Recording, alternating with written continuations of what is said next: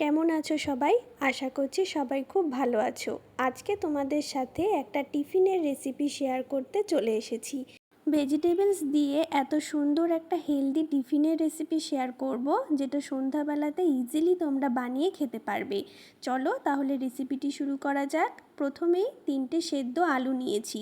এবার এতে দিয়ে দিচ্ছি 2 চামচ চালের গুঁড়ো, এরপরে দিচ্ছি 2 চামচ কর্নফ্লাওয়ার, দিচ্ছি সামান্য একটু চিনিটা অপশনাল, আমি একটু মিষ্টি মিষ্টি হওয়ার জন্য দিলাম, তোমরা চাইলে নাও দিতে পারো। তারপরে দিচ্ছি হাফ চামচ নুন, হাফ চামচ দিচ্ছি আজওয়াইন, আর দিচ্ছি 1 চামচ কাসুরি মেথি। কাসুরি মেথিটা দিলে কিন্তু বেশ সুন্দর একটা ফ্লেভার হয়।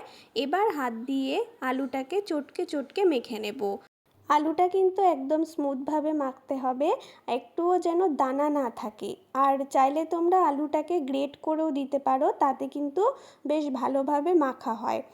এবার আলুটাকে ভালো করে মেখে নেওয়া হয়ে গেছে, এটাকে সাইডে রেখে দেব। এবারে পুরটা বানিয়ে নিতে হবে। তার জন্য কড়াইতে 2 চামচ সর্ষের তেল গরম করে নিয়েছি। এবার এতে দিয়ে দেব একটা গাজর কুচি। আমি একটা মিডিয়াম সাইজের গাজরকে কুচিয়ে নিয়েছি। এরপরে দিচ্ছি একটা বিট কুচি, একটা ছোট বিট এখানে কুচানো আছে, আর দিচ্ছি হাফ ক্যাপসিকাম। সবজিগুলো যাতে তাড়াতাড়ি সিদ্ধ হয়ে যায়, তাই এখানে প্রথমেই আমি নুন দিয়ে দিচ্ছি, আর একটু নাড়াচাড়া করে এটাকে ঢেকে দেব।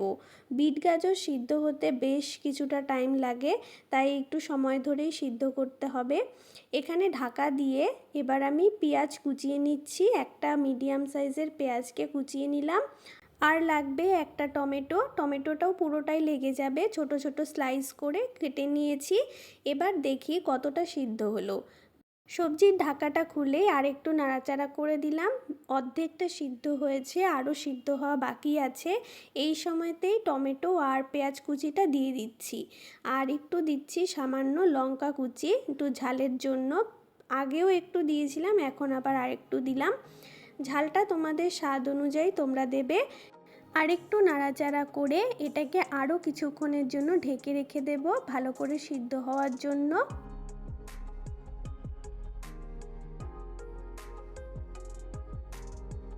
10 মিনিট পরে ঢাকাটা খুলে নিয়েছি।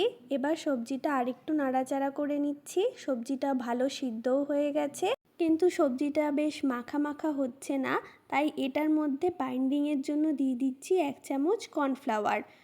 কর্নফ্লাওয়ার যদি কেউ দিতে না চাও, তাহলে 1 চামচ চালের গুঁড়ো ব্যবহার করতে পারো।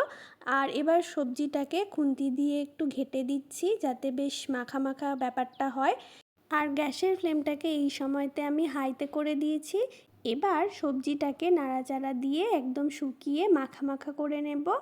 এই সময়তে কিন্তু একটু মিষ্টিও দিতে হবে। গাজর একটু পাঞ্ছা ধরনের, তাই একটু মিষ্টির প্রয়োজন আছে। আমি এখানে ক্লিপটা নিতে ভুলে গেছি। ব্যাস দেখো, পুরটা রেডি হয়ে গেছে। এবার নামিয়ে নেব। পুরটা নামিয়ে ঠান্ডা হতে দিলাম। এপাশে আমি হাতে একটু তেল মেখে নিয়েছি। এবারে মেখে রাখা আলুটার থেকে লেচি কেটে নেব। আমি যেরকম রুটি সাইজের গোল করি, তার থেকে একটু বড় সাইজের লেচি কেটে নিচ্ছি। আমি যে কোয়ান্টিটিতে আলু মেখেছি, তার থেকে আমার 4টে লেচি বেরিয়েছে। তোমরা তোমাদের প্রয়োজন মতো আলুর কোয়ান্টিটিটা নেবে, আর সাইজটাও তোমরা তোমাদের সুবিধা মতো করে নেবে। আমি একটু বড় সাইজেই করছি।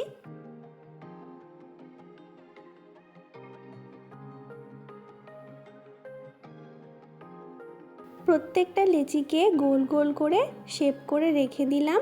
এপাশে পুরটাও আমার বেশ ঠান্ডা হয়ে গেছে। এবারে একটা লেচি নিয়ে আস্তে আস্তে চাপ দিয়ে গোল বাটির শেপ করে নেব। এই সময়তে দেখবে যাতে মাঝখান থেকে ফেটে না যায়। চাইলে তোমরা একটু ময়দা বা কর্নফ্লাওয়ার মাখিয়ে নিতে পারো। এবারে 1 চামচ পুর নিয়ে বাটির মধ্যে দিয়ে দেব। এই সময় কোয়ান্টিটিটা একটু দেখে দেবে, যাতে ফেটে বেরিয়ে না যায়। চাইলে তোমরা আরেকটু কম করেও দিতে পারো।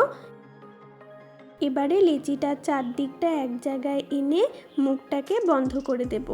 পুরটাকে আস্তে আস্তে ভেতরের দিকে ঠেলবে, আর এই লেচিটার মুখটাকে আস্তে আস্তে ওপরের দিকে তুললেই কিন্তু বেশ সুন্দরভাবে মুখটা বন্ধ হয়ে যাবে।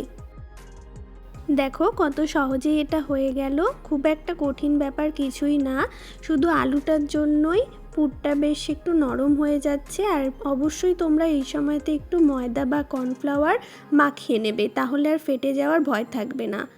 এবার যে কোনো শেপ তোমরা করতে পারো, গোলও করতে পারো, চৌকোও করতে পারো। আমি একটু চৌকো শেপ করব, তাই ছুরি দিয়ে চারদিকটা একটু সমান করে নিচ্ছি।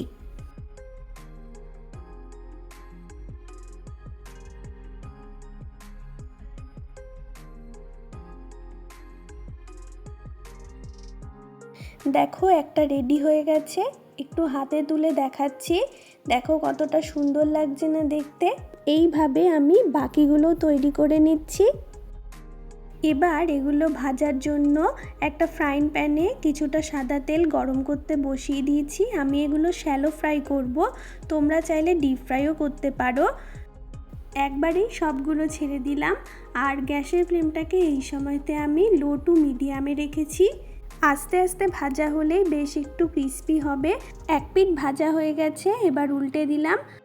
আস্তে আস্তে ভাজলে বেশ একটু টাইম লাগে ঠিকই, কিন্তু খেতে বেশ ভালো হয়। তাড়াহুড়ো থাকলে তোমরা গ্যাস বাড়িয়েও ভেজে নিতে পারো। এই টিফিনটার কি নাম দেওয়া যেতে পারে বলো তো? আমার মনে হয় ভেজিটেবলস দিয়ে বানানো যখন, এটা ভেজিটেবল কাটলেটও বলা যেতে পারে। আমি এর নাম দিলাম ভেজিটেবল কাটলেট। তোমরা কি নাম দিতে আমাকে অবশ্যই জানিও। প্রতিটা কাটলেটেরই কিন্তু দুই পিঠই লাল লাল করে ভাজা হয়ে গেছে। কাটলেটগুলো রেডি, এবার নামিয়ে নেব। এর সাথে খাওয়ার জন্য একটা চটজলদি গ্রিন চাটনির রেসিপিও শেয়ার করছি। প্রথমেই দিয়েছি 7-8টা পুদিনা পাতার ডাল, তারপরে দিলাম কিছুটা ধনে পাতা, দিচ্ছি ঝালের জন্য 2টো কাঁচা লঙ্কা আর কিছুটা আদা কুচি, দিচ্ছি স্বাদ অনুসারে একটু নুন, সামান্য একটু চিনি, চাট মশলা, আর দিচ্ছি জল ঝরানো 2 চামচ টক দই। এবার অল্প ঠান্ডা জল দিয়ে একটা পেস্ট বানিয়ে নেব। তৈরি হয়ে গেল গ্রিন চাটনি।